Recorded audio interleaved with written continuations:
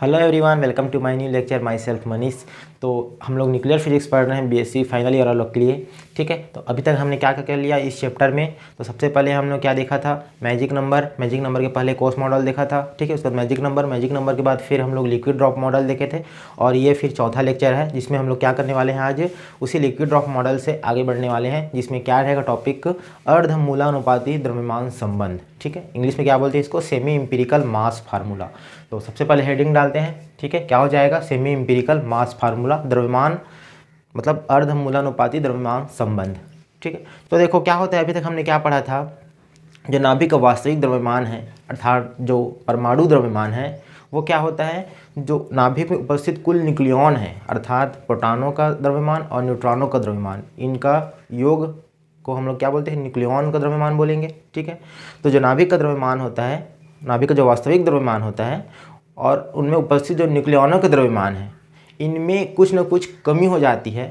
ठीक है, तो ये जो कमी होती है किसके रूप में होती है, द्रव्यमान क्षति के रूप में होती है। और इस द्रव्यमान क्षति को मैं द्रव्यमान ऊर्जा तुल्यता समीकरण से एनर्जी के टर्म में भी कन्वर्ट कर सकता हूँ। ठीक है, तो जो एनर्जी के टर्म में आएगा उसको हम लोगों ने क्या नाम दिया था, बंधन ऊर्जा नाम दिया था। ठीक है, मतलब बोलना क्या चाह रहा हूँ, जब नाभिक जो न्यूक्लियॉन है उन लोग मिलकर नाभिक बनाएंगे तो नाभिक का जो वास्तविक द्रव्यमान जो बनेगा वो कंप्लीट जो न्यूक्लियॉन का द्रव्यमान था वो नहीं आता, बल्कि उसमें कुछ ना कुछ कमी हो जाती है बनने के बाद। ठीक है, और जितना कमी होती है उसको यदि हम लोग द्रव्यमान ऊर्जा तुल्यता समीकरण से एनर्जी के रूप में लिखना चाहें तो उसी को ही हम लोग क्या बोलेंगे, जो एनर्जी आएगा उसको बंधन ऊर्जा बोलेंगे। ठीक है, तो देखो इस चैप्टर में क्या मतलब इस टॉपिक में क्या करने वाले हैं, ये जो बंधन ऊर्जा है इसको हम लोग परमाणु क्रमांक और परमाणु द्रव्यमान, ठीक है, ए और जेड, इन्हीं के टर्म में यहाँ पे लिखने वाले हैं और उनमें एक संबंध आएगा। इसी संबंध को ही क्या बोलेंगे हम लोग, अर्धमूलानुपाती द्रव्यमान संबंध। ठीक है, तो अभी मैं जो बोला, तो यदि बताओ मास डिफेक्ट का मैं फार्मूला लिखना चाहूँ तो क्या लिख सकते हैं। तो मास डिफेक्ट का फार्मूला आप लोग को बताया था मैं, कैसे लिखते हैं, डेल एम। ठीक है, क्या होता है, मैंने क्या बोला, जो नाभिक में उपस्थित न्यूक्लियॉन है उसका द्रव्यमान, तो उसको कैसे लिखते हैं, Z M P plus N M N, neutron का द्रव्यमान। ठीक है, लेकिन एन को हम लोग कैसे लिखते हैं, ए माइनस जेड करके लिखते हैं और ये हो जाएगा एम एन। ठीक है, ये हो गया न्यूक्लियॉन का द्रव्यमान। उसमें मैं क्या करूंगा, नाभिक का जो वास्तविक द्रव्यमान है मतलब परमाणु द्रव्यमान है उसको मैं माइनस कर दूंगा। ठीक है, तो ये क्या हो जाएगा, हमारे पास निकल जाएगा डेल एम का मान। ओके, अब मैंने क्या बोला, हम लोग को बाइंडिंग एनर्जी चाहिए। तो बाइंडिंग एनर्जी कैसे निकालते हैं, तो आप लोग को पता है द्रव्यमान ऊर्जा तुल्यता समीकरण क्या होता है, ई बराबर एम सी स्क्वायर। ठीक है, लेकिन हम लोग यहाँ पे क्या है, मास डिफेक्ट है तो ये क्या हो जाएगा, डेल एम हो जाएगा, तो डेल एम सी स्क्वायर। ठीक है, तो देखो अब ये इसी का ही हम लोग यूज़ करेंगे, तो ई की जगह में क्या आ जाएगा, यहाँ पे बाइंडिंग एनर्जी आ जाएगा जिसको मैं बी ई से लिख सकता हूँ। ठीक है, तो क्या हो जाएगा, बाइंडिंग एनर्जी बराबर, अब डेल एम का मान हमारे पास है तो इस मान को मैं पुट कर देता हूँ, तो क्या आएगा, जेड एम पी प्लस ए माइनस जेड एम एन और ये माइनस एम और बाहर में क्या हो जाएगा, ये सी स्क्वायर। तो ये क्या फार्मूला आ गया, बाइंडिंग एनर्जी का फार्मूला आ गया। यहाँ तक हम लोग पहले भी निकाल चुके हैं। ठीक है, अभी तक जो हम लोग ने लेक्चर किया हुआ है इसमें हम लोग इसको बार बार निकाल चुके हैं। ठीक है, अब यहाँ पे कौन कौन क्या क्या है पर बता देता हूँ। जेड क्या है, परमाणु क्रमांक है किसी भी नाभिक के लिए। ठीक है, तो या फिर बोल सकते हो प्रोटॉनों की संख्या है। ठीक है, प्रोटॉन की संख्या। और यहाँ पे ए माइनस जेड क्या है, न्यूट्रॉन की संख्या है, तो उसको कैसे कैसे लिख सकते हो, तो ए को लिख सकते हो परमाणु या फिर इसको द्रव्यमान संख्या ऐसे लिख सकते हो। ठीक है, एटॉमिक नंबर। और यहाँ पे जेड तो बता ही दिया प्रोटॉन की संख्या है, तो इसमें से क्या निकल जाएगा, न्यूट्रॉन निकल जाएगा। उसके बाद यहाँ पे एम पी और एम एन क्या है, ये भी पहले बता चुका हूँ। ठीक है, एम पी और एम एन क्या है, एक न्यूट्रॉन का द्रव्यमान और एमपी क्या है, एक प्रोटॉन का द्रव्यमान। तो यहाँ पे आप लोग इसको पता है, कैपिटल एम क्या है, तो नाभिक का वास्तविक द्रव्यमान या फिर नाभिक का रियल मास। सी क्या है, तो सी आपको पता है वेलोसिटी ऑफ लाइट है। ठीक है, प्रकाश का चाल है जिसका मान कितना होता है, 3 × 10⁸ मीटर प्रति सेकेंड। तो ये आप लोग को पता है। ठीक है, तो हम लोग क्या करने वाले हैं, इस फार्मूला का ही यूज़ करने वाले हैं ये संबंध निकालने के लिए, द्रव्यमान अर्धमूलानुपाती सूत्र ये निकालने के लिए इस संबंध का ही यहाँ पे यूज़ करने वाले हैं। तो कैसे यूज़ करेंगे इसको मैं थोड़ा सा पहले बता देता हूँ, ठीक है। देखो यहाँ पे क्या कर सकते हो, बाइंडिंग एनर्जी को मैं बी बस लिखता हूँ, ठीक है।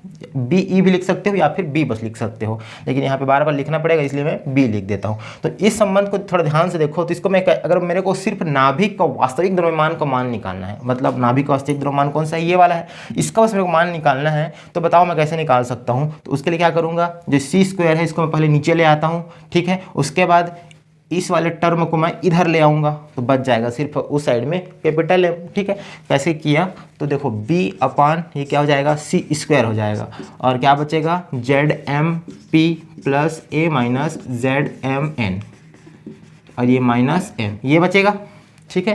भाई हमको मान किसका चाहिए भाई, कैपिटल M का मान चाहिए। तो मैं क्या कर सकता हूँ, इस साइड माइनस है, इस साइड लाऊंगा तो प्लस हो जाएगा, और ये जो b माइनस बी अपॉन जो सी स्क्वायर है ये प्लस है, इस साइड उसको ले आता हूँ तो वो हो जाएगा माइनस हो जाएगा, ठीक है। तो बताओ मैं कैसे लिख सकता हूँ इसको, कैपिटल M बराबर ZMP plus A minus ZMN, ठीक है। इसको मैं इधर ले आया तो प्लस हो गया, और ये तो ऐसे का वैसा ही है, ठीक है। इधर क्या है b अपान सी स्क्वायर प्लस में है, इसको इधर ले आऊँगा तो ये क्या हो जाएगा b अपान सी स्क्वायर, ठीक है।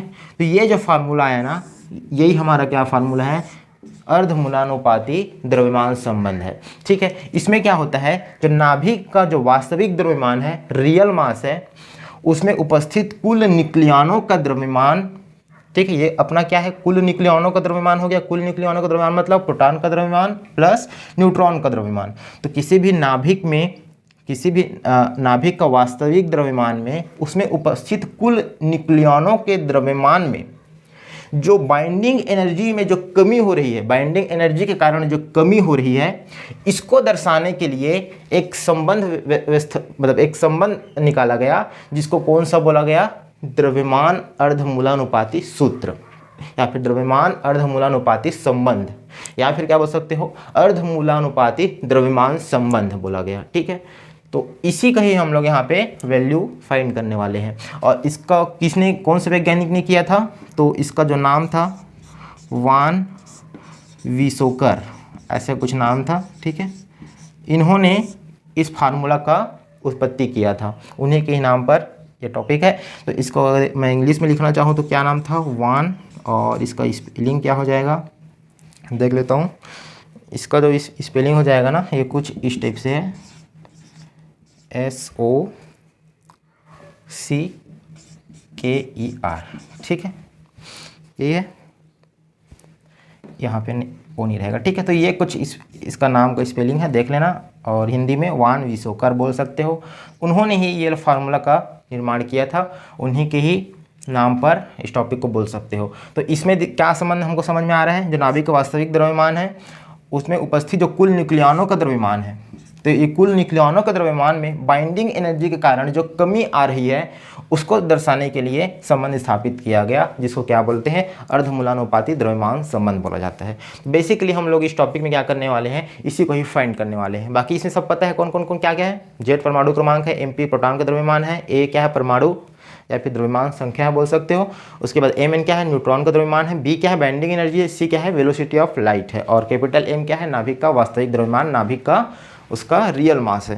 तो ये फार्मूला, इसी को ही बोलते हैं अर्धमूलानुपाती सूत्र। लेकिन यहाँ पे क्या है, जो बाइंडिंग एनर्जी है, ये तो सिर्फ बाइंडिंग एनर्जी बस लिखा है, लेकिन हम लोग क्या करेंगे, ये जो बाइंडिंग एनर्जी है ये अलग अलग ऊर्जा के पद के रूप में लिखेंगे, ठीक है। 5 अलग अलग ऊर्जा के पद के रूप में लिखेंगे, और वो जो वैल्यू है उसको हम लोग निकालेंगे, जो 5 अलग अलग ऊर्जा का जो पद आएगा वो वैल्यू निकाल कर हम लोग क्या करेंगे, यहाँ पे पुट कर देंगे। यहाँ पे पुट करने के बाद ये जो रिलेशन आएगा वो हमारा कंप्लीट क्या होगा, मेन अर्धमूलानुपाती द्रव्यमान संबंध होगा, ठीक है। तो बेसिकली हम लोग यहाँ पे यही करने वाले हैं। अब मेन हमारा टारगेट क्या रहेगा, ये जो B है, बाइंडिंग एनर्जी है, इसको हम लोग को ऊर्जा के पद के रूप में लिखना है, 5 अलग अलग ऊर्जा के पद के रूप में लिखना है, ठीक है। तो मैं यहाँ पे जैसे इसको बताना चाहूँ तो कैसे लिख सकता हूँ,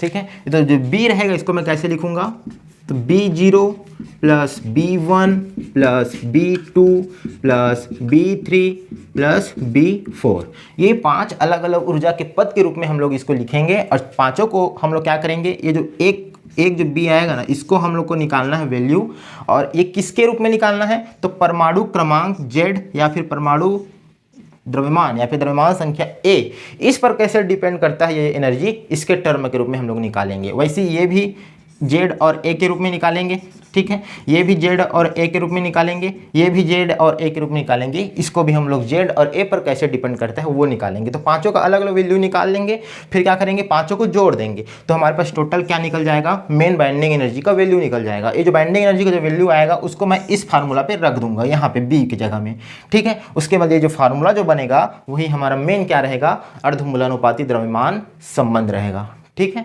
बोलने के लिए इसको भी बोल सकते हो, लेकिन यहाँ पे हमको बी का वैल्यू निकालना पड़ेगा। बी का वैल्यू कैसे निकालेंगे, ये अलग अलग ऊर्जा के पद के रूप में निकालेंगे, ठीक है। अभी देखो ये अलग अलग जो ऊर्जा का पद है इसको भी अलग अलग नाम दिया गया है, ठीक है। ये जो अलग अलग जो ऊर्जा आएंगे ना, तो देखो जो नाभिक है वो उसमें कौन कौन सी ऊर्जा लग रही है, अलग अलग 5 प्रकार की, वो हम लोग यहाँ पे बेसिकली फाइंड करने वाले हैं। पांचों ऊर्जा को हम लोग जोड़ देंगे तो जो टोटल बाइंडिंग एनर्जी है जो नुकसान कर रही है उस नाभिक को बनने में, यहाँ पे क्या हो रही है, नाभिक का जो कुल द्रव्यमान है उसमें बाइंडिंग एनर्जी माइनस कर रहे हैं, तो ये बाइंडिंग एनर्जी का वैल्यू हमको फाइंड करना है, ठीक है। तो कुल जो कितना नुकसान कर रहे हैं वो हमको यहाँ पे पता चल जाएगा, ठीक है। तो ये निकालने वाले हैं। तो देखो जो B0 है ना, इसको क्या बोलते हैं, इसको बोलते हैं आयतन ऊर्जा, ठीक है, आयतन ऊर्जा। इंग्लिश में क्या हो जाएगा, वॉल्यूम एनर्जी।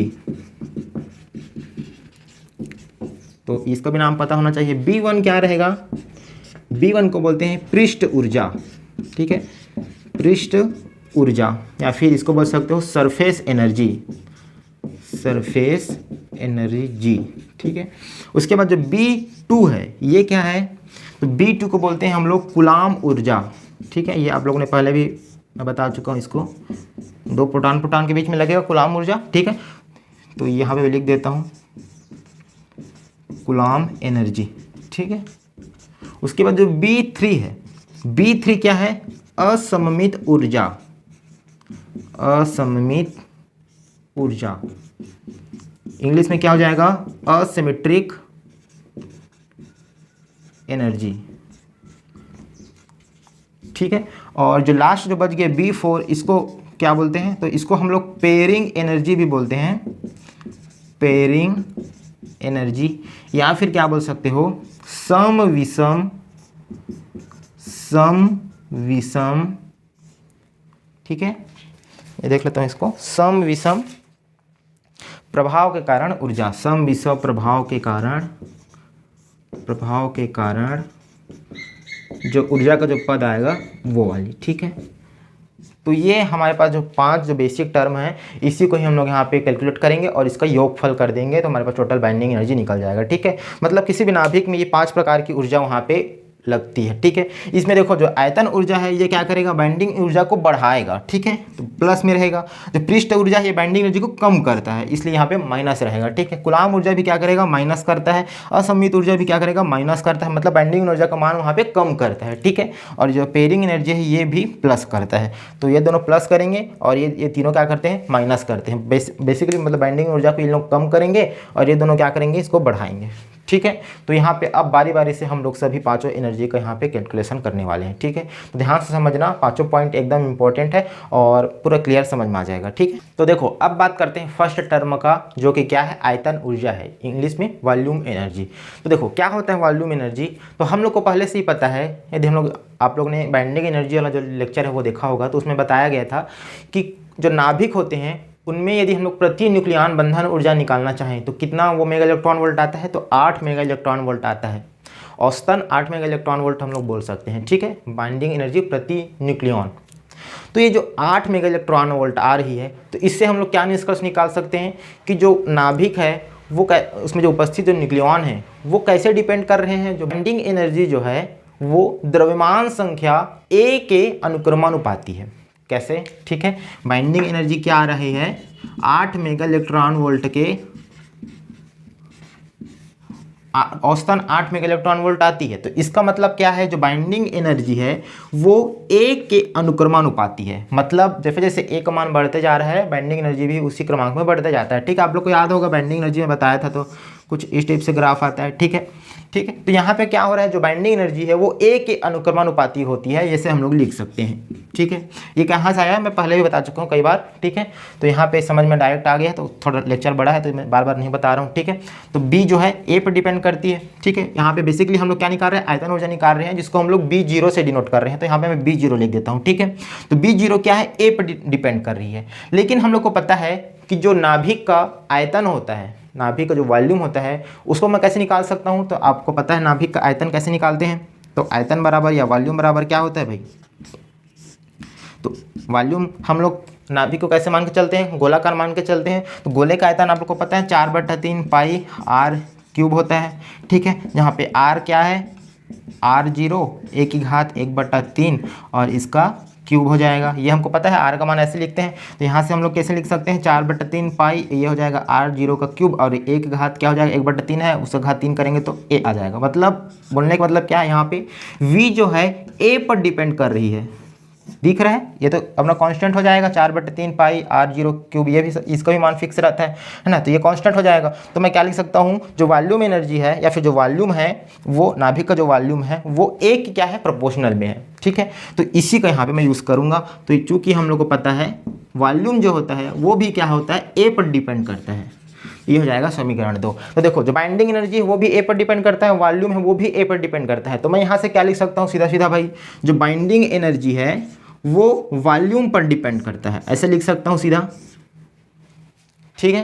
तो ये हमारे पास जो पहला टर्म आ गया, तो B0 इज प्रोपोर्शनल टू क्या है, V। यहाँ से मैं क्या निष्कर्ष निकाल सकता हूँ कि जो बाइंडिंग एनर्जी है वो भी ए पर डिपेंड कर रही है और जो आयतन ऊर्जा है वो भी क्या हो रही है, ए पर डिपेंड कर रही है। तो इसका मतलब क्या है, जो बाइंडिंग एनर्जी को मैं क्या बोल सकता हूँ, आयतन ऊर्जा के रूप में मैं लिख सकता हूँ। तो यहाँ पे बताओ मैं क्या हो जाएगा, इसको लिख देता हूँ B0 is proportional to A, ठीक है। तो ये हमारे पास पहला एनर्जी का फार्मूला आ गया, ठीक है।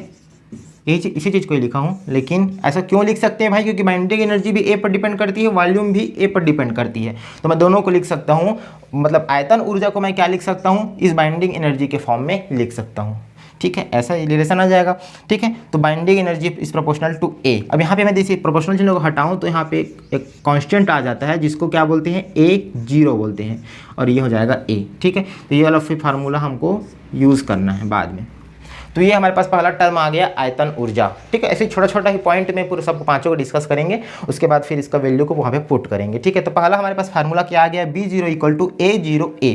A0 क्या है, एक कांस्टेंट है जिसका वैल्यू फिक्स होता है, उसको लास्ट में पांचों जो कांस्टेंट आएगा उसको हम लोग वैल्यू बता देंगे, ठीक है। तो A0 क्यों लिखा हूँ, क्योंकि यहाँ पे हम लोग फर्स्ट एनर्जी निकाल रहे हैं आयतन ऊर्जा, इसलिए A0 हो जाएगा। सेकंड के लिए कांस्टेंट क्या रहेगा, A1, उसके बाद थर्ड के लिए A2, A3, A4 ऐसे करके यहाँ पे देखेंगे, ठीक है। यहाँ पे A0 हो जाएगा। तो हमारे पास आयतन ऊर्जा क्या आ गया, B0 इक्वल टू A0A, ठीक है। अब बात करते हैं सेकेंड एनर्जी का। सेकेंड एनर्जी कौन सा है, पृष्ठ ऊर्जा, पृष्ठ मतलब सरफेस एनर्जी, ठीक है। तो देखो अब बात करते हैं सेकेंड टर्म का, जो कि क्या है, पृष्ठ ऊर्जा या फिर सरफेस एनर्जी। तो देखो ये भी एकदम ईजी सा है, इसको तो मैं पहले बता चुका हूँ, बस यहाँ पे कंक्लूड करना है, ठीक है। देखो पृष्ठ ऊर्जा क्या है, मतलब ऐसा कोई ऊर्जा होगा जो पृष्ठ के कारण से लग रहा होगा, ठीक है। तो देखो हम लोग ने क्या पढ़ा था अभी तक, नाभिक में जो उपस्थित न्यूक्लियॉन है उसके अंदर में प्रोटॉन और न्यूट्रॉन उपस्थित रहेंगे, और क्या करेंगे, ये जो न्यूट्रॉन है वो अपने जितने भी पड़ोसी न्यूक्लियॉन हैं उन पर कुछ ना कुछ बल लगाते रहता है, ठीक है। तो देखो यहाँ पे मैं कैसे बताया था, मान लो ये अपना क्या हो गया, नाभिक हो गया, इसमें क्या है, बहुत सारे न्यूक्लियॉन उपस्थित हैं, ये कुछ इस टाइप से न्यूक्लियॉन होंगे, ठीक है। जितने प्रोटॉन की संख्या होगी उतनी ही वहाँ पे क्या होंगे, प्रोटॉन होंगे, और उसी के आसपास न्यूट्रॉन होंगे, ठीक है। बाद में जो भारी नाभिक के लिए न्यूट्रॉन की संख्या बढ़ जाती है, तो इस टाइप से क्या होगा, न्यूक्लियॉन होंगे, ठीक है। तो मैं बात करूँ इस न्यूक्लियॉन के बारे में, तो क्या होता है, ये इसके जो पड़ोसी जो न्यूक्लियॉन है वो इन पर बल लगाते रहते हैं, ठीक है। तो ये बल लगाएगा, ये बल लगाएगा, ये बल लगाएगा, ये भी बल लगाएगा, ये भी बल लगाएगा, ये भी बल लगाएगा, सिर्फ उसके जो पड़ोसी न्यूक्लियॉन है वही बस बल लगाते रहते हैं। इसीलिए इसी प्रकार दूसरे नाभिक के बारे में बात करें, जैसे इस न्यूक्लियॉन के बारे में बात करें, तो इसमें भी ऐसे, ये इसका पड़ोसी न्यूक्लियॉन, ये इसका पड़ोसी, इन लोग क्या, ये बहुत ही पास पास में रहेंगे, ठीक है। मैं अभी डायग्राम में दूर दूर बना दिया हूँ, तो ये इसके पड़ोसी जो न्यूक्लियॉन है वो यहाँ पे बल लगाएंगे, तो ये हमको पता है। और ये जो बल लगा रहे हैं, ये कितना, मतलब ये जो बल लग रहा है ये क्या है, या फिर ये जो ऊर्जा लग रही है, ऊर्जा जो आ रही है, यही क्या कर रहा है, बाइंडिंग एनर्जी में कमी कर रहा है, ठीक है। लेकिन आप लोग यहाँ पे नोटिस करो, ठीक है, जो बीच में है वो तो उसके पड़ोसी जो न्यूक्लियॉन है उस पर बल तो लगा रहे हैं, लेकिन जो किनारे में है उसका क्या, मान लो इसके बारे में बात करें, ठीक है। तो इसमें क्या हो रहा है आप लोग नोटिस करो, इसके चारों ओर तो पड़ोसी न्यूक्लियॉन नहीं है, इसके एक सतह में तो ये पूरा पृष्ठ मतलब ये पृष्ठ आ गया, तो इधर तो न्यूक्लियॉन उपस्थित नहीं होंगे। तो इस पे अगर बल के बारे में बात करें तो इस पर कौन कौन बल लगा रहा है, सिर्फ ये बल लगा रहा है, ये वाला लगाएगा, ये वाला लगाएगा, ये वाला बस लगाएगा, लेकिन इधर तो बल नहीं है। तो बताओ इसके बारे में बात कर रहे हैं तो इसके लिए तो सब कोई बल लगा रहे हैं, लेकिन अगर इसके बारे में बात करें तो सिर्फ इस साइड में जो न्यूक्लियॉन है वही बस बल लगा रहा है। तो इसके लिए तो भेदभाव हो गया भाई, इसके लिए तो सब कोई लगा रहे हैं, और जो किनारे में उपस्थित है उसके लिए सिर्फ आधे लोग लगा रहे हैं, क्योंकि दूसरे साइड में क्या है, उसकी सतह है।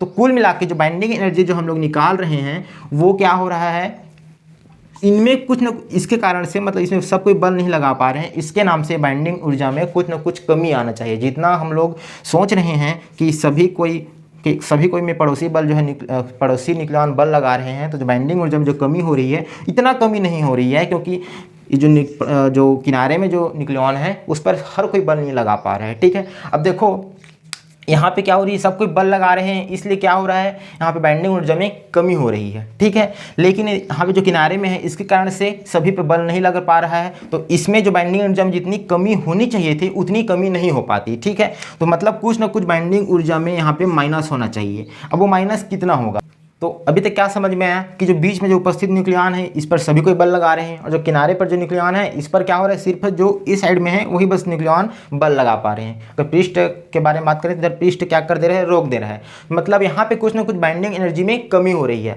इससे पहले वाला जो आयतन ऊर्जा था उसमें हम लोग ने क्या बोला था कि जितना उसका आयतन होगा, वॉल्यूम होगा, उतना उसकी बाइंडिंग एनर्जी होगी। ठीक है, तो यहाँ पे ऐसा सत्य नहीं हो रहा है, क्योंकि यहाँ पे पूरे जो पृष्ठ पे जो न्यूक्लियॉन उपस्थित हैं उनमें पूरा बल नहीं लग रहा है। ठीक है, तो यहाँ पे बाइंडिंग एनर्जी में क्या हो रही है, कुछ न कुछ कमी हो रही है, और कितनी कमी हो रही है, तो जो इसके सतह पर उपस्थित न्यूक्लियॉन है उसके बराबर में हो रही है। इस पर तो सभी कोई बल लगा रहे हैं, लेकिन जो सतह पर है उस पर बल नहीं लग रहा है, तो जितने संख्या में यहाँ पे सतह पर न्यूक्लियॉन उपस्थित है उतनी उसकी ऊर्जा में कमी हो रही है। ठीक है, मतलब बाइंडिंग एनर्जी में जो कमी हो रही है उसको मैं कैसे लिख सकता हूँ, तो जो न्यूक्लियॉन सतह पर उपस्थित है, इस गोले के सतह पर जो न्यूक्लियॉन उपस्थित है उतनी संख्या के बराबर में वहाँ पे क्या हो रही है, बाइंडिंग एनर्जी में कमी हो रही है।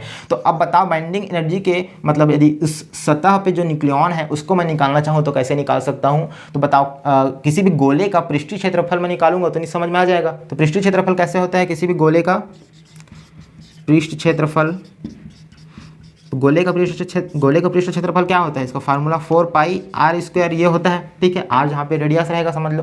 तो यहाँ पे बताओ 4πr² है, तो पृष्ठीय क्षेत्रफल कैसे डिपेंड कर रही है, r² पर डिपेंड कर रही है। तो बताओ बाइंडिंग एनर्जी को मैं क्या बोला, जो न्यूक्लियॉन जो पृष्ठ पर उपस्थित है उतने वहाँ पे कमी हो रही है, उतनी संख्या में, तो पृष्ठीय क्षेत्रफल r² पर डिपेंड करता है, तो बाइंडिंग एनर्जी भी क्या होगा, r² पर वहाँ पे डिपेंड करेगा। तो मैं क्या लिख सकता हूँ, जो बाइंडिंग एनर्जी है उसको मैं r² लिख सकता हूँ, लेकिन यहाँ पे मेरे को माइनस लगाना पड़ेगा। माइनस क्यों लगाना पड़ रहा है, क्योंकि यहाँ पे बाइंडिंग एनर्जी में कमी हो रही है। कितनी कमी हो रही है, तो जो उसका रेडियस है उसके स्क्वायर के अनुक्रमानुपाती। ठीक है, तो यहाँ पे मैं बाइंडिंग एनर्जी ना लिख के क्या लिख दूँ, इसको B1 लिख दूँ, क्योंकि हम लोग क्या पढ़ रहे हैं, पृष्ठ ऊर्जा पढ़ रहे हैं, तो ये क्या हो जाएगा, B1 हो जाएगा। तो ये कैसे डिपेंड कर रहे हैं, -r² पर डिपेंड कर रहे हैं।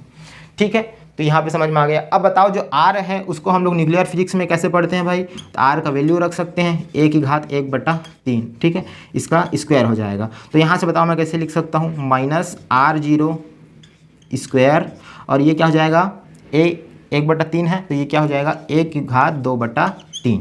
ठीक है, मतलब B1 का वैल्यू क्या आ गया, मतलब B1 proportional to -r0² a⁻2/3। देखो अब यहाँ पे इसको मैं कांस्टेंट को यदि हटाता हूँ तो मैं कैसे लिख सकता हूँ इसको, यहाँ पे एक और कांस्टेंट आ जाएगा जिसको मैं नाम क्या दूंगा, a1। ठीक है, और ये माइनस हो जाएगा r0² a⁻2/3। देखो r0 भी एक कांस्टेंट ही है, तो मैं इसको एक अलग ही कांस्टेंट मान लेता हूँ। ठीक है, तो ये क्या हो जाएगा, माइनस भी कांस्टेंट में ही आएगा, तो ये हो जाएगा a1 a⁻2/3। तो B1 का वैल्यू हमारे पास क्या आ गया, a1 a⁻2/3। ठीक है, तो ये हमारे पास B1 का वैल्यू आ गया। अब B0 का वैल्यू हमारे पास पहले से आ गया था, क्या आया था, a0a। ये आया था वैल्यू, ठीक है, और B1 का वैल्यू ये आ गया। तो दो टर्म हमारे पास निकल गए। ये समझ में आया ना कैसे हुआ, क्योंकि जो न्यूक्लियॉन जो किनारे पर उपस्थित है या पृष्ठ पर जो उपस्थित है उतनी ही संख्या में वहाँ पे बाइंडिंग एनर्जी में कमी हो रही है। और बाइंडिंग मतलब कितने न्यूक्लियॉन उपस्थित होंगे बाहर किनारे किनारे में, तो उसके जो पृष्ठीय क्षेत्रफल है उसके बराबर में रहेंगे। तो उसका जो किस पर डिपेंड करता है, त्रिज्या पर डिपेंड करता है। तो बस बाइंडिंग एनर्जी भी क्या करेगा, त्रिज्या पर डिपेंड करेगा। और त्रिज्या का वैल्यू क्या होता है, ये वैल्यू होता है। तो ए पर समझ में आ गया कैसे रिलेशन आएगा। तो B1 का रिलेशन आ गया ए पर 1/2/3। तो ये दो टर्म में हम लोग अभी तक निकाल लिए। अब बात करते हैं कूलाम ऊर्जा का, ठीक है। ठीक है, तो अब बात करते हैं तीसरा टर्म के बारे में। तीसरा टर्म क्या है, कूलाम ऊर्जा, ठीक है। तो ये कूलाम ऊर्जा एकदम इजी सा है, देख लो क्या होता है। नाभिक में बहुत सारे प्रोटॉन उपस्थित रहेंगे, ठीक है, पॉजिटिव चार्ज रहेंगे, ऐसा समझ सकते हो। तो प्रोटॉन के बीच में भी यहाँ पे क्या हो रहा है, बल लगेगा। और बल किस प्रकार का होगा, तो प्रतिकर्षणात्मक बल होगा। मतलब एक दूसरे पास में आते जाएंगे तो क्या करेंगे, एक दूसरे को रिपेल करेंगे। तो जैसे यहाँ पे हो रहा है, सेम यही कंडीशन हम लोग ने इलेक्ट्रोडायनेमिक्स में पढ़ा होगा या इलेक्ट्रोस्टैटिक्स में पढ़ा होगा। क्या पढ़ा होगा, कोई गोला है, उसको हम लोग यदि Q चार्ज दे दें, यहाँ पे कोई आवेश दे दें, ठीक है, पॉजिटिव चार्ज दे दें, तो अरे एक समान इसमें क्या होगा, पॉजिटिव चार्ज होगा, मान लो कुछ इस टाइप से, ठीक है। तो इसका मैं यदि हम लोग को इलेक्ट्रिक फील्ड लिखना है तो मैं कैसे लिखता हूँ, आप लोग को पता होगा, ठीक है। इलेक्ट्रिक फील्ड कैसे लिखते हैं, तो इसका फार्मूला आप लोग को पता होगा, क्या होता है 1/4 पाई एप्सिलॉन 0। यहाँ पे चार्ज आ जाता है और यहाँ पे क्या हो जाता है, इसका डिस्टेंस हो जाता है r² समझ लो, ठीक है। एक बार देख लूँ, या r हो जाता है, ठीक है। इसका क्या हो जाता है, R हो जाता है। तो सेम यही फार्मूला यहाँ पे भी यूज़ करेंगे, लेकिन इसको जब हम सॉल्व करते हैं ना, तो E का जो वैल्यू आता है वो क्या आता है 3/5 और यहाँ पे Q² और यहाँ पे R रहता है, ठीक है। तो ये कहाँ से आया, सब इलेक्ट्रोडायनेमिक्स की बात है, तो यहाँ पे हम डिस्कस नहीं करेंगे। तो सेम यही फिनोमिना यहाँ पे भी यूज़ हो रहा है, क्योंकि यहाँ पे दो प्रोटॉन है, तो यहाँ पे भी सेम चार्ज लग रहा है, तो एक दूसरे को क्या करेंगे, रिपेल करेंगे। तो यहाँ पे मैं यदि लिखना चाहूँ देखो यहाँ पे इलेक्ट्रिक फील्ड एक एनर्जी के रूप में था, यहाँ पे क्या हो जाएगा, बाइंडिंग एनर्जी आ जाएगा। तो बाइंडिंग एनर्जी को मैं यहाँ पे कैसे लिख सकता हूँ, तो इसको हम लोग किससे डिनोट कर रहे हैं, B2 से डिनोट कर रहे हैं कूलाम ऊर्जा को, है ना। तो यहाँ पे B2 लिख दिया मैं। तो B2 इक्वल टू मैं क्या लिख सकता हूँ, ऋण 3/5, यहाँ पे भी माइनस, हाँ माइनस लिखा हूँ ना, ठीक है। तो माइनस हो जाएगा ऋण 3/5 और यहाँ पे क्या हो जाएगा, देखो यहाँ पे क्या है 1/4 पाई एप्सिलॉन 0 भी है ना, ठीक है। तो इसके जगह में क्या आ जाएगा 1/4 पाई एप्सिलॉन 0 और यहाँ पे क्या है Q² है। तो Q यहाँ पे Q क्या है, यहाँ पे मतलब ये जो हम लोग चार्ज दे रहे थे वो है, लेकिन यहाँ पे चार्ज क्या है, ZE² है, ठीक है। यहाँ पे E क्या है, एक मतलब एक प्रोटॉन का वहाँ पे द्रव्यमान है समझ लो, और यहाँ पे जितने प्रोटॉन हैं उतना यहाँ पे क्या हो जाएंगे, गुणा हो जाएंगे। तो मैं Q की जगह में क्या लिख सकता हूँ, ZE², तो इसका होल स्क्वायर हो जाएगा, ठीक है। और R की जगह में क्या हो जाएगा, यहाँ पे R। तो ये हमारे पास जो ये जो टर्म आया ना, ये कौन सा ऊर्जा है, तो आप लोग का कूलाम ऊर्जा है। देखो यहाँ पे 3/5 भी कांस्टेंट है। यहाँ से मैं कुछ और थोड़ा सा देखो इसको सॉल्व करते हैं तो क्या हो जाएगा, ये हो जाएगा Z² हो जाएगा और E⁴ हो जाएगा और यहाँ पे क्या होगा 4 पाई एप्सिलॉन 0। ये भी तो एक हिसाब से कांस्टेंट ही है, K 1/4 पाई एप्सिलॉन 0 K लिख सकते हैं उसको, ठीक है। और R की जगह मैं क्या लिख सकता हूँ, R0 और 1/1/3, ये हम लोग इसको लिख सकते हैं। तो यहाँ पे देखो 3/5 भी कांस्टेंट है, Z² भी कांस्टेंट है, क्योंकि प्रोटॉन की संख्या वो तो फिक्स रहेगी, और नहीं मतलब Z फिक्स नहीं रहेगी, ये तो वेरी करेगी। E की पावर जो 4 है ये कांस्टेंट रहेगी और 4 पाई एप्सिलॉन 0 ये भी कांस्टेंट है, R0 भी यहाँ पे कांस्टेंट है। मतलब ये कांस्टेंट नहीं है और ये कांस्टेंट नहीं है, बाकी सब क्या है यहाँ पे कांस्टेंट है। तो इसको मैं कैसे लिख सकता हूँ, B2 इक्वल टू यहाँ पे एक कांस्टेंट मैं डाल दूंगा, जो कि कांस्टेंट क्या होगा, A2 होगा, ठीक है। कूलाम ऊर्जा के लिए कांस्टेंट कौन सा आ जाएगा, A2 आ जाएगा। और जो बच गया उसको मैं लिख दूँ तो यहाँ पे क्या हो जाएगा, Z² अपॉन में 1/1/3। तो ये हमारे पास जो आ गया टर्म, ये क्या हो गया, कूलाम ऊर्जा टर्म आ गया, कूलाम ऊर्जा का यहाँ पे पद आ गया, ठीक है। कैसे डिपेंड कर रही है, तो Z² अपॉन 1/1/3। देखो कई बुक में क्या करता है, ये Z² है ना, इसको ऐसे भी लिख देता है, Z² को Z-1 ऐसे भी लिख देता है, ठीक है। तो अगर आपके बुक में अगर ऐसे लिखा होगा तो एक ही बात है, उसका वैल्यू सेम ही आएगा, ठीक है। तो B2 का भी वैल्यू हमारे पास आ गया, ठीक। अब बात करते हैं चौथा एनर्जी का, जो कि है असममित ऊर्जा, ठीक है। देखो यहाँ पे एक चीज़ और ऐसे कर सकते हो, इसको सामने माइनस लगा सकते हो, ठीक है। क्योंकि यहाँ पे देखो जो कूलाम ऊर्जा है वो क्या कर रही है, बाइंडिंग एनर्जी में कमी कर रही है, ठीक है। वो प्रतिकर्षणात्मक का है, लेकिन लगना क्या था, आकर्षण बल लगना था, लेकिन वहाँ पे प्रतिकर्षण बल लगा रहा है, तो बाइंडिंग ऊर्जा में वो क्या कर रही है, कमी कर रही है, इसलिए यहाँ पे माइनस लगा सकते हो, ठीक है। तो अब बात करते हैं चौथा एनर्जी के बारे में।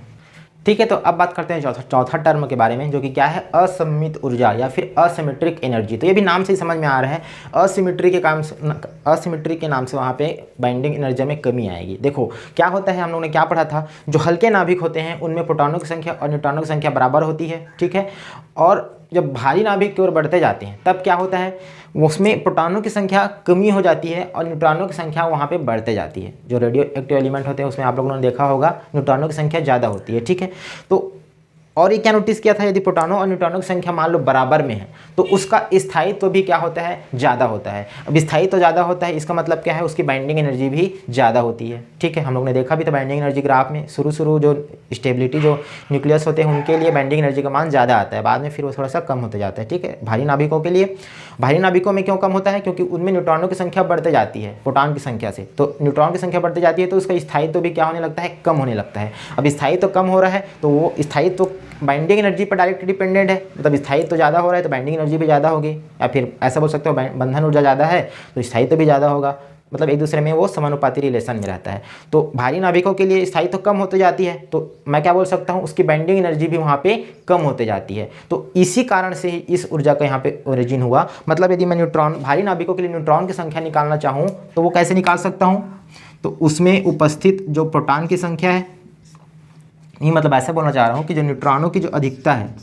मतलब कितने न्यूट्रॉन वहाँ पे अधिक हो जा रहे हैं उसका मैं वैल्यू निकालना चाहूँ तो कैसे निकाल सकता हूँ, न्यूट्रॉनों की अधिकता, भारी नाभिकों की बात करें, ठीक है। न्यूट्रॉनों की अधिकता कैसे हो जाएगी, तो उसमें जो परमाणु द्रव्यमान है उसमें मैं यदि परमाणु क्रमांक निकाल लूँ तो ये न्यूट्रॉन निकल जाएगा, न्यूट्रॉन की संख्या, उसमें मैं माइनस कर दूँ जो उसमें उपस्थित प्रोटॉन है उसकी संख्या को, तो हमारे पास न्यूट्रॉनों की क्या निकल जाएगी, अधिकता निकल जाएगी। जैसे कि मैं एग्जांपल से बताऊं, किसी का कोई ऐसा एलिमेंट लो जिसमें न्यूट्रॉन की संख्या ज़्यादा हो, मान लो ऐसे अज्यूम कर लेते हैं, अभी कोई वो नहीं है कि उस चीज़ का ही बताना है। मान लो ऐसा कोई न्यूक्लियस है जिसमें 20 न्यूट्रॉन है, मतलब 20 प्रोटॉन है, उसका परमाणु क्रमांक 20 है और उसमें उपस्थित एक जो मान है वो कितना हो जाएगा, 30 है मान लो, 30 नहीं, 30 में तो कमी हो जाएगा, 50 है मान लो, ठीक है। ऐसा कोई नाभिक है जिसका परमाणु क्रमांक क्या है, 20 है और परमाणु द्रव्यमान कितना है, 50 है। मतलब इसका मतलब क्या है, यहाँ पे प्रोटॉन की संख्या क्या है, 20 है, ठीक है।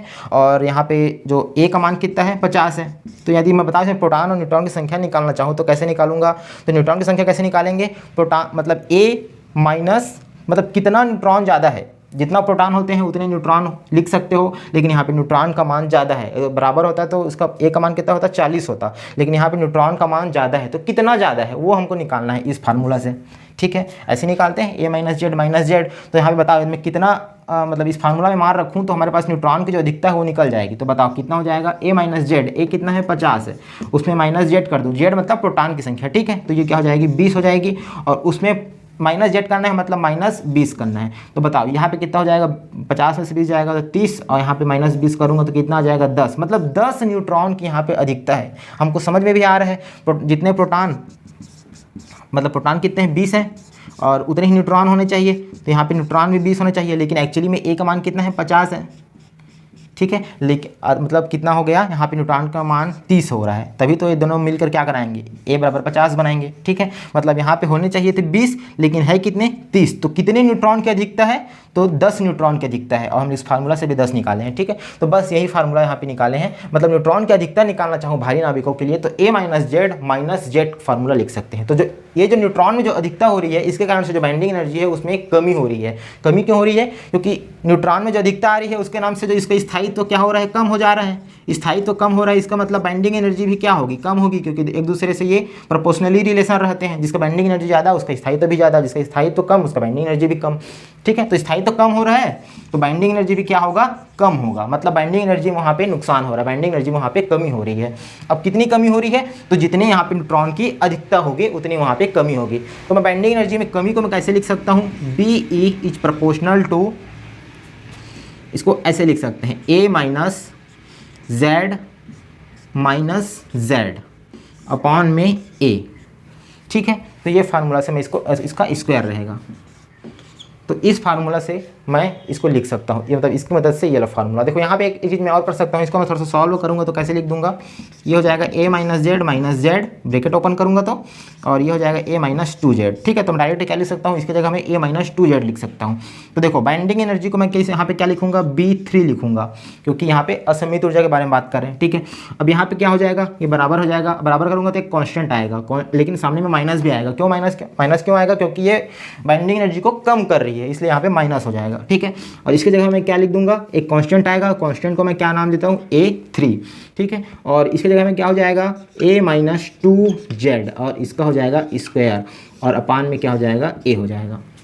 तो हमारे पास जो तीसरा टर्म आया चौथा टर्म आया असममित ऊर्जा, वो ये फार्मूला आ गया। ठीक है, तो ये इसको आपको याद रखना है। तो कई बुक में यहाँ पे भी कुछ डिफरेंट दिया रहता है, कई बुक में क्या करे रहेगा, यहाँ पे a-2z की जगह में क्या लिखा रहेगा, तो a-2z को मैं देखो मैं कैसे लिख सकता हूँ, a-2z, इसको मैं a-z ऐसे लिख सकता हूँ इसके पहले जैसे।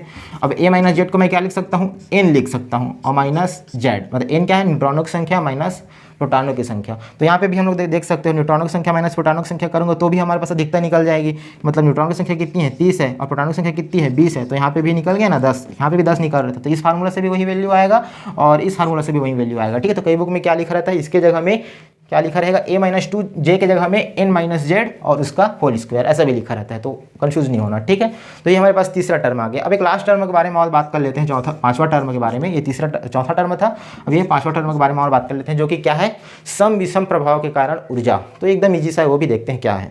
तो अब बात करते हैं लास्ट टर्म के बारे में, जो कि क्या है, पेयरिंग एनर्जी, या फिर बोल सकते हो सम विषम प्रभाव के कारण ऊर्जा। ठीक है, तो देखो ये भी एकदम इजी से है। तो आप लोग को ये भी पहले से ही पता है कि ऐसे नाभिक जिनमें प्रोटॉनों की संख्या और न्यूट्रॉनों की संख्या दोनों सम हो, इवन हो, तो उसमें क्या होती है, उसकी बंधन ऊर्जा सबसे ज़्यादा होती है। पहले बता चुका हूँ एग्जांपल के तौर पर, जैसे कि ऑक्सीजन के बारे में बात करें तो इसमें क्या होती है, 8 प्रोटॉन की संख्या होती है, ये भी सम है, और न्यूट्रॉन की संख्या भी क्या है, 8 ही होगी। ठीक है, तो दोनों क्या है, सम है, इवन है, तो इसलिए जो ऑक्सीजन होता है वो सबसे ज़्यादा स्थायी एलिमेंट होता है, आपको पता है। ठीक है, उसी प्रकार हीलियम के बारे में बात करें तो यहाँ पे भी क्या होता है, 2He4 होता है, प्रोटॉन की संख्या 2 होती है, न्यूट्रॉन की संख्या 4 होती है। ठीक है, दोनों सम है तो क्या होगा, ये भी ज़्यादा स्थायी होंगे, और एक हिसाब से ये दोनों क्या है, मतलब यहाँ पे 2 आएगा ना। ठीक है, एक हिसाब से क्या है, दोनों मैजिक नंबर भी है, इसलिए वो भी ज़्यादा स्थायी होता है। ठीक है, तो कुल मिला के ये बोलना चाह रहा हूँ, यदि मान लो प्रोटॉन की संख्या और न्यूट्रॉन की संख्या दोनों सम हो, तो उसका जो बाइंडिंग एनर्जी होती है वो ज़्यादा होती है, स्थायित्व भी ज़्यादा होती है, स्थायित्व ज़्यादा होती है मतलब बाइंडिंग एनर्जी ज़्यादा होती है।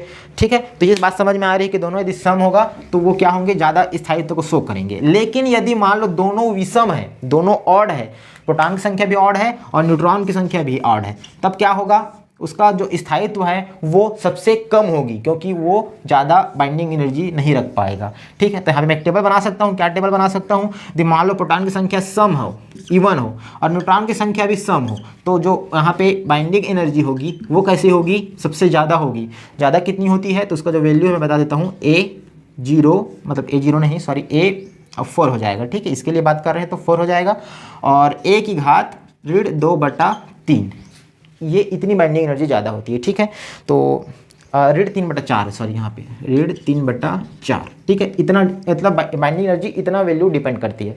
उसके बाद बात करें यदि प्रोटॉन की संख्या विषम है, ठीक है, और न्यूट्रॉन की संख्या भी विषम है, दोनों ऑड है, तो उसके लिए जो स्थायित्व है वो सबसे कम होती है। स्थायित्व कम होती है तो बाइंडिंग एनर्जी भी क्या होगी, कम होगी। तो इसलिए बाइंडिंग एनर्जी को यहाँ पे माइनस से लिख रहा हूँ। ये क्या हो जाएगा, A4 A⁻3/4। ठीक है, अब यदि मान लो प्रोटॉन की संख्या सम हो और न्यूट्रॉन की संख्या विषम हो, या फिर क्या बोल सकते हो, प्रोटॉन की संख्या विषम हो और न्यूट्रॉन की संख्या सम हो, तो इस कंडीशन में क्या होती है, बाइंडिंग एनर्जी ना तो ज़्यादा होती है ना तो कम होती है, एवरेज रहती है, समझ सकते हो। ठीक है, तो इसलिए जो बाइंडिंग एनर्जी है ना, इसको मैं क्या लिख सकता हूँ, 0 और 0 लिख सकता हूँ। समझ में आया। ठीक है, अब यहाँ पे देखो, जैसे मैं इस वाले कॉलम में मैं A का मान निकालना चाहूँ तो मैं कैसे निकाल सकता हूँ, तो A का मान कैसे निकालेंगे, दोनों सम और सम है तो A भी क्या होगा, एक सम ही आएगा। पढ़े होगे ना, 2 धन 2 करोगे तो 4 सम ही आता है, देख लो, 8 धन 20 करोगे तो वो भी एक सम ही आएगा। ठीक है, तो सम और सम को जोड़ेंगे तो सम ही आता है। प्रोटॉन और न्यूट्रॉन की संख्या को दोनों को जोड़ते हैं तो क्या निकलता है, A निकलता है, तो दोनों को जोड़ेंगे तो सम आएगा। सम और विषम को जोड़ेंगे तो यहाँ पे भी क्या आएगा, विषम आएगा। देख लेना कभी भी जोड़ के, दोनों विषम ही आता है। विषम और सम को जोड़ेंगे तो ये भी क्या आएगा, विषम ही आएगा, और यदि विषम और विषम को जोड़ेंगे तो क्या आएगा, हमेशा सम आता है। ये बात आप लोगों ने छोटी कक्षाओं में पढ़ा होगा। ठीक है, तो हमको क्या समझ में आ रहा है, जो बाइंडिंग एनर्जी है वो कैसे डिपेंड करती है ए पर, तो A4 A की घात ऋण 3/4। ठीक है, यदि दोनों सम है तो प्लस हो जाएंगे और माइनस माइनस है तो यहाँ पे माइनस हो जाएंगे। इसीलिए इसको क्या नाम दिया गया, सम विषम ऊर्जा प्रभाव, मतलब सम विषम प्रभाव के कारण ऊर्जा, सम विषम के कारण से यहाँ पे अलग अलग आ रहा है ना बाइंडिंग एनर्जी, इसीलिए इस नाम को यही बोला गया। ठीक है, इसको पेयरिंग एनर्जी भी बोला जाता है। तो इसके लिए हम लोग क्या लिख सकते हैं, B4 इज प्रोपोर्शनल टू, यहाँ पे कांस्टेंट कौन सा आ रहा है, A4 आ रहा है, और ये कैसे डिपेंड कर रही है, तो A की घात ऋण 3/4। ठीक है, तो B4 का वैल्यू हमारे पास ये आ गया। तो देखो B0 का भी आ गया, B1 का भी आ गया, B2 का भी आ गया, B3 का भी आ गया और B4 का भी आ गया। ठीक है, अब क्या करेंगे, जो पांचों टर्म आया है इसको जोड़ देंगे तो टोटल हमारे पास क्या निकल जाएगा, बाइंडिंग एनर्जी निकल जाएगा। बाइंडिंग एनर्जी निकलेगा तो वो फार्मूला में हम लोग उसको पुट कर देंगे, फिर हमारे पास जो रिलेशन आ जाएगा वो क्या रहेगा, द्रव्यमान अर्धमूलानुपाती सूत्र रहेगा। ठीक है, देखो अब सभी जो पद आया है ना इसको हम लोग जोड़ देते हैं, फिर टोटल बाइंडिंग एनर्जी निकल जाएगा। ठीक है, तो देख रहा होगा सबका। अब यहाँ पे बात करते हैं B = B0 + B1 + B2 + B3 + B4। तो क्या आया, B का वैल्यू मैं सब में रखना चाहूँ तो B0 का वैल्यू क्या आया हुआ था, A0 A की घात 1/3। ठीक है, उसके बाद B1 का वैल्यू क्या आया हुआ है, A1, और यहाँ पे क्या है, मैं एक बार देख के लिख लेता हूँ, A हो जाएगा 2/3, लेकिन यहाँ पे क्या हो जाएगा, माइनस हो जाएगा। ठीक है, क्योंकि ये बाइंडिंग एनर्जी को कम करता है। उसके बाद यहाँ पे भी माइनस होगा, B2, ये क्या है, कूलाम ऊर्जा है, तो उसका वैल्यू कितना है, तो ये हो जाएगा A2, ये हो जाएगा Z², या तो क्या लिख सकते हो, Z-1 ऐसे भी लिख सकते हो। ठीक है, और ये हो जाएगा A की घात 1/3। ठीक है, आई होप यही है। हाँ, उसके बाद बात करते हैं और आगे, तो क्या हो जाएगा B3, तो इसकी जगह में क्या आ जाएगा A3, ये हो जाएगा A-2Z इसका स्क्वायर, अपान में क्या रहेगा, A रहेगा। उसके बाद माइनस करूँ, अब नहीं, अब प्लस हो जाएगा। ठीक है, B4 का वैल्यू अभी भी निकाले थे, क्या हो जाएगा A4, और ये हो जाएगा A की घात ऋण 3/4, यही था। ठीक है, ऋण 3/4। तो देखो ये जो टोटल टर्म आ गया, इसमें आप लोग नोटिस करो, जो बाइंडिंग एनर्जी है वो सिर्फ किस पर डिपेंड कर रही है, Z पर डिपेंड कर रही है और सिर्फ A पर डिपेंड कर रही है। तो मैं इसको ऐसे लिख सकता हूँ, B जो है Z पर डिपेंड कर रही है और A पर डिपेंड कर रही है। देख लो हर फार्मूला में A पर डिपेंड कर रही है तो कांस्टेंट है। ठीक है, उसका वैल्यू फिक्स रहेगा। तो A पर डिपेंड कर रही है, A पर डिपेंड कर रही है, यहाँ पे भी Z और A पर डिपेंड कर रही है, यहाँ पे भी और यहाँ पे भी। ठीक है, तो यही हमको यहाँ पे कैलकुलेट करना था, बाइंडिंग एनर्जी को Z और A के टर्म में लिखना था। तो अब बताओ, ये जो वैल्यू आ गया, इसको मैं वो वाला फार्मूला, मेन हमारा जो फार्मूला था उसमें यदि मैं लिखना चाहूँ तो मैं सीधा क्या लिख सकता हूँ, तो बताओ हमारे पास क्या फार्मूला आया था, डेल कैपिटल M था ना। ठीक है, क्या था, कैपिटल M बराबर वहाँ पे था ZMP + N - Z, या फिर इसको लिख सकते हो ऐसा A - ZMN। ठीक है, ये हमारा न्यूक्लियॉन की संख्या थी। उसमें हमको क्या करना था, बाइंडिंग एनर्जी अपॉन C² करना था। बाइंडिंग एनर्जी का फार्मूला क्या आया, ये वाला। तो C² को मैं पहले बाहर लिख लेता हूँ, फिर जो फिर फार्मूला आया उसको यहाँ पे लिख देते हैं। क्या फार्मूला है, A0 A की घात 1/3 ऋण A1 A की घात 2/3 ऋण A2 हो जाएगा, और ये हो जाएगा Z-1। ठीक है, और अपान में क्या है, A की घात 1/3, और उसके बाद क्या है A3 A - 2Z, ये हो जाएगा इसका स्क्वायर अपान में A, और लास्ट में A4 A की घात ऋण 3/4। तो ये हमारे पास जो फार्मूला आ गया है ना, ये हमारा फार्मूला मेन फार्मूला है। इसी को ही हम लोग क्या बोलते हैं, द्रव्यमान अर्धमूलानुपाती संबंध या फिर द्रव्यमान अर्धमूलानुपाती सूत्र। तो ये फार्मूला आप लोग को डायरेक्ट याद होना चाहिए। मैंने हमको फाइंड क्या करना था, इसमें इसका वैल्यू फाइंड करना था। कई बुक में मैं क्या बताया है, मैं बोल चुका हूँ पहले से ही, जो Z-1 है इसको Z² भी लिख सकते हैं। ठीक है, और जो A - 2Z है इसको हम लोग क्या लिख सकते हो, N - Z ऐसा भी लिखते हैं। ठीक है, तो इसमें आपको कन्फ्यूज नहीं होना है। तो ये हमारे पास जो फार्मूला आया, ये क्या है, हमारा द्रव्यमान अर्धमूलानुपाती संबंध। अब यहाँ पे देखो एक छोटा सा पॉइंट और रह गया, ये A0 A1 A2 A3 A4 इसका वैल्यू फिक्स होता है क्योंकि कांस्टेंट है। ठीक है, तो इसका मैं वैल्यू बता देता हूँ कितना होता है। तो जो A0 होता है इसका वैल्यू रहता है, तो जो वैल्यू है इसको अप्रॉक्सीमेट आप लोग ले सकते हो। ठीक है, पॉइंट में रहता है, लेकिन आप लोग चाहो तो इसको 15, इसको 17, इसको 0.70, ठीक है, और इसको 23 और इसको 33 ऐसे आप लोग ले सकते हो वैल्यू वही आएगा। लेकिन अगर एग्जैक्ट पॉइंट के बारे में बात करूँ तो मैं इसको देख के बता देता हूँ। तो इसका जो वैल्यू है ना 15.753, ठीक है। 17 की इसके बारे में बात करें तो 17.80 ये मेगा इलेक्ट्रॉन वोल्ट में रहता है, ठीक है सब। और इसके बारे में बात करें तो 0.70 ये तो ठीक है, ठीक है। या फिर ऐसे लिख सकते हो 7103, ऐसा भी लिख सकते हो। और इसके बारे में बात करेंगे तो ये कितना है 23.69 मेगा इलेक्ट्रॉन वोल्ट, ठीक है। और ये बात करें तो 33.6 मेगा इलेक्ट्रॉन वोल्ट। तो एकदम पॉइंट टू में याद करने की जरूरत नहीं है, आप लोग 15, 17, 0.70 और ये हो जाएगा 23, इसको 33 ऐसे याद कर सकते हो, ठीक है। जो न्यूमेरिकल जब बनाएंगे ना उसमें इसका यूज़ होता है, ठीक है। एग्जाम में आएगा तो इसको भी वैल्यू आप लोग लिख देना। तो ये हमारा पूरा कंप्लीट हो गया ये लेक्चर। पूरा क्या था ये, अर्धमूलानुपाती द्रव्यमान संबंध। आई होप आपको पूरा समझ में आया होगा। यदि पसंद आया होगा तो लाइक शेयर और सब्सक्राइब जरूर कीजिएगा। मिलेंगे फिर नेक्स्ट लेक्चर में। Thank you, bye bye.